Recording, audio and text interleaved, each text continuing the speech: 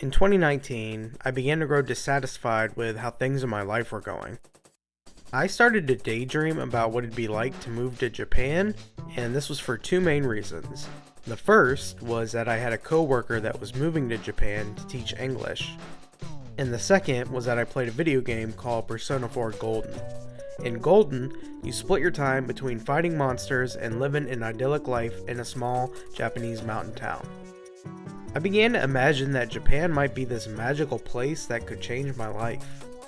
But then God revealed to me the sobering truth about Japan. They have some of the highest rates of depression and suicide in the entire world. It isn't a fantasy land. A lot of people there are struggling with the same things I was struggling with.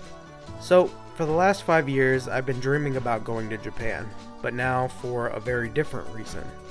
Because God broke my heart for the Japanese people. Enter Phil.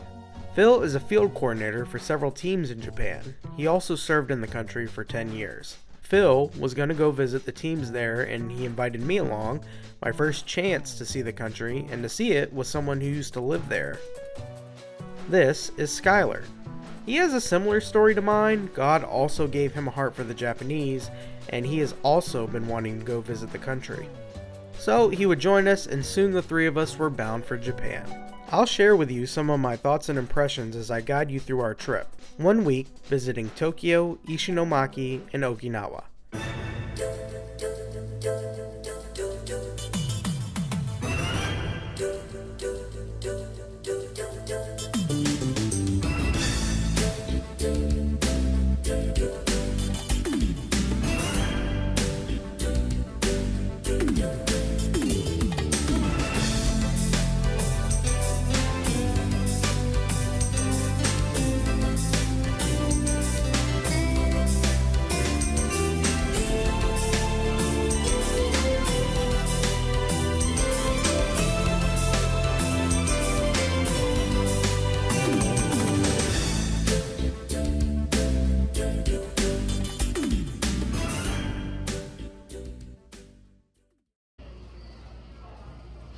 On Thursday, the three of us departed from O'Hare on what would be a 14-hour flight.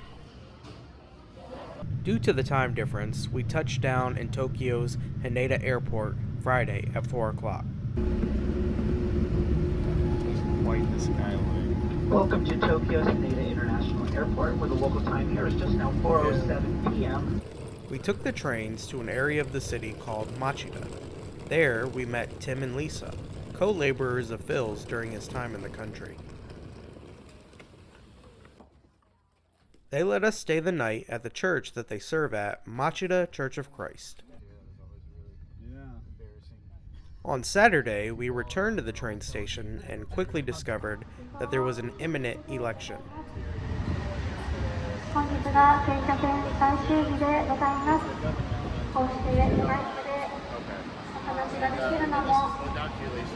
Our plan for the day was to catch the bullet train north to visit a team in the Tohoku region, but we had some extra time on our hands. So before that, we checked out the Tokyo Metropolitan Government Building. On floor 45 of each tower, there's an observation deck with some jaw-dropping views of Tokyo. I was floored by the fact that all you can see in every direction is city, all the way to the edges of the horizon.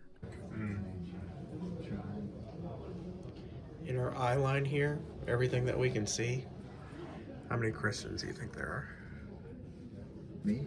You asked me how they were talking to your video. No. I'm just filming the sky. 1% holds out, you know. After processing that sobering thought, we caught the Shinkansen bullet train headed for Sendai. I couldn't take my eyes off of the sights of Japan's cities and countryside going past my window. Once in Sendai, we caught another train headed for the more rural city of Ishinomaki. There we met Chad and Jennifer, who have been serving in the city since the 2011 Tohoku earthquake and tsunami. Kind of newer parts of Ishinomaki where like the mall is at and things like that that are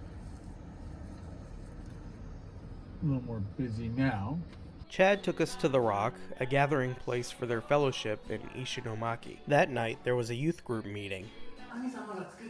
Were his 高価な人たちなのに masterpiece. 自分はそう見えない周りにはいろんなこと言われてあなたはこうですよ Other あな people た say は the ね opposite.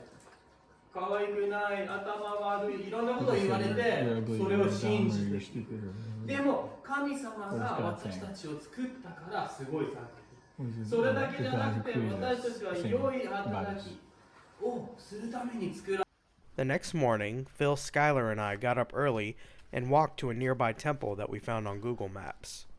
And this is another form of Buddha.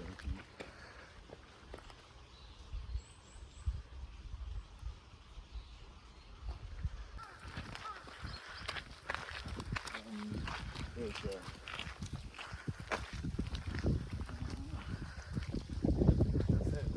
For the rest of the day, we got to spend time with the church body in Ishinomaki. Phil jammed out with them.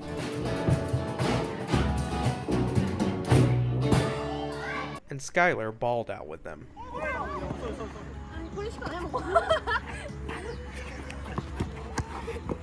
And that evening, we all grabbed a bite together at a nearby mall food court.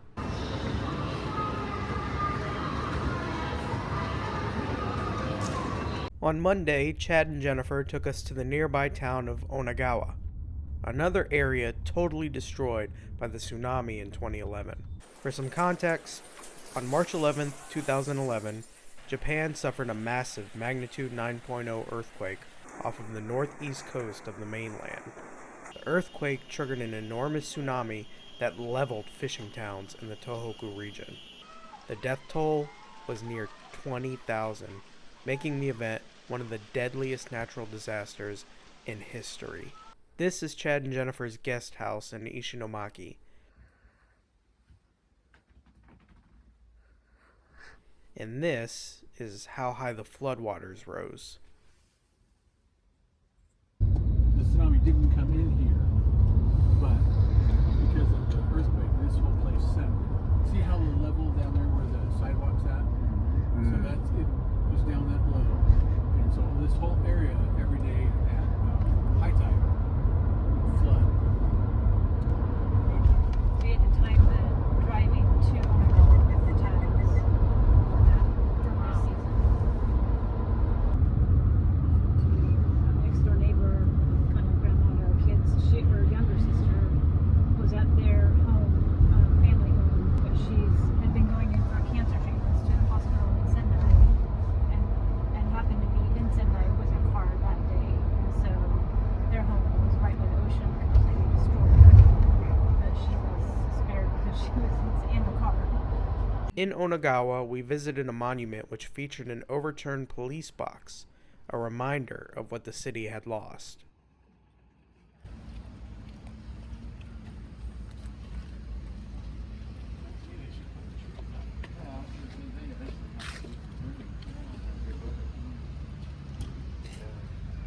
The next day, it was time to leave Ishinomaki. Next stop, Okinawa.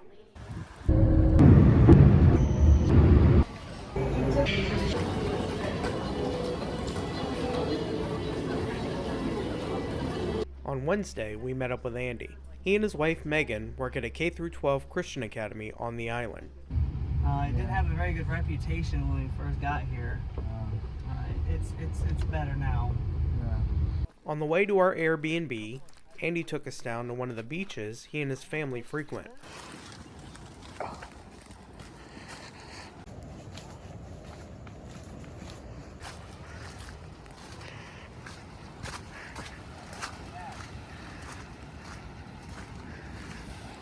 Sunset falls right behind that rock there. Yeah, oh yeah.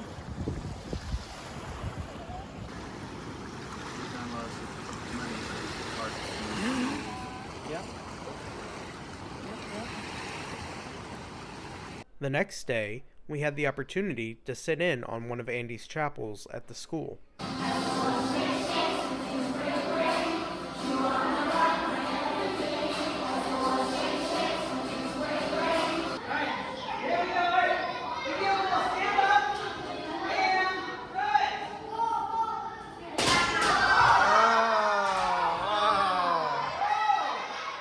Afterwards, Megan gave us a tour of the school.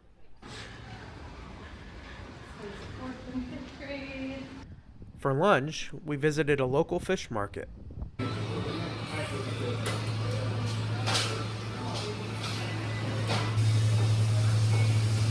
In the afternoon, Skylar, Phil, and I visited Cape Zampa, one of the most scenic points on the island, with a lighthouse that has amazing views of the cliffs.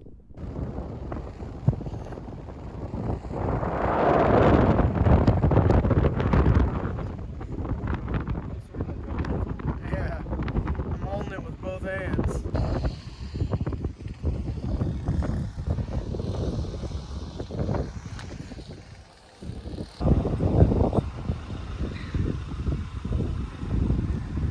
Okinawa had a very different feel to mainland Japan. Lots of bases. Some communities even do trick-or-treating.